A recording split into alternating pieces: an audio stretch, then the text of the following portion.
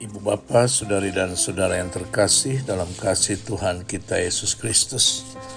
Hari ini kita merayakan Hari Raya Kristus Raja Alam Semesta. Dan Injil yang kita kutip hari ini dari Injil Lukas pasal 23 ayat 35 sampai dengan 43. Ibu bapa, saudari dan saudara yang terkasih dalam kasih Tuhan kita Yesus Kristus.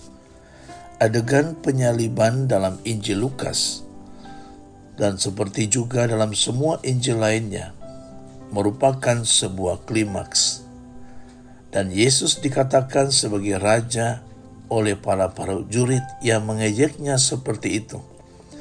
Tetapi penggunaan ironi dalam Injil memastikan bahwa kita memahami bahwa mereka mengatakan lebih dari yang mereka sadari. Mereka juga mengejeknya sebagai juru selamat dengan mengatakan, "Selamatkanlah dirimu dan kami juga." Dan khususnya dalam Injil Lukas, sejak kisah masa kecil dan seterusnya, Yesus dipandang sebagai juru selamat Allah yang sejati. Saudari dan saudara yang terkasih, dalam Injil Lukas, adegan penyaliban terutama merupakan sebuah adegan pengampunan, di mana Yesus melanjutkan karya pengampunannya hingga akhir, yang telah digarisbawahi Lukas di seluruh Injilnya. Dimulai dengan para perempuan Yerusalem yang meratapi Yesus, dan berakhir dengan semua yang mengikutinya pergi, dengan memukuli dada mereka, menyadari kesalahan mereka secara umum. Yesus secara spontan mengampuni para algojonya, memohonkan pengampunan Allah, bahkan sebelum mereka sendiri memohon pengampunan itu. Ia menyambut penjahat yang secara spontan mengakui kesalahannya ke dalam kerajaan surganya. "Hari ini engkau akan bersama aku dalam Firdaus."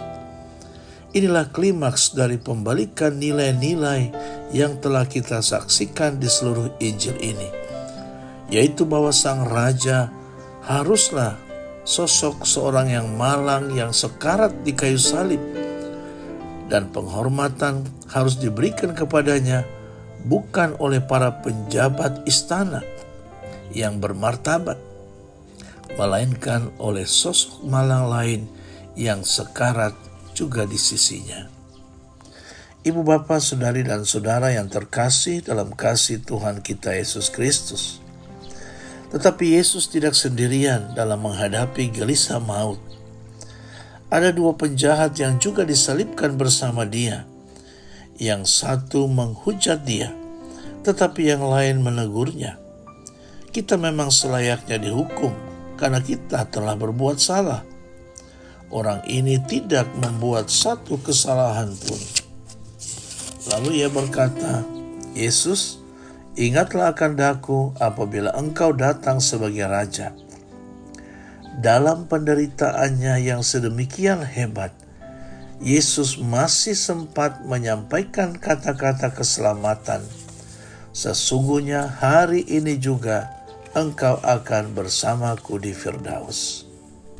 Saudari dan saudara yang terkasih dalam kasih Tuhan kita Yesus Kristus, inilah pilihan terbaik seorang penjahat untuk membangun jembatan antara masa kini dan masa yang akan datang, di antara waktu sekarang dan waktu yang akan datang. Dari salib, Yesus menerima penyamun yang baik itu dalam kerajaannya. Dari salib, Yesus mau membuktikan bahwa kejahatan atau dunia yang jahat bukan dikalahkan dengan senjata kekerasan, melainkan dengan cinta kasih. Dari salib, Yesus memerintah dunia ini dengan menumpahkan darahnya yang tersuci. Penjahat yang baik ini menjadi teladan bagi umat yang percaya akan Kristus. Di sini, Allah bukan hanya menolong raja bangsa Yahudi, melainkan dengan wafatnya ia dijadikan keselamatan bagi semua orang.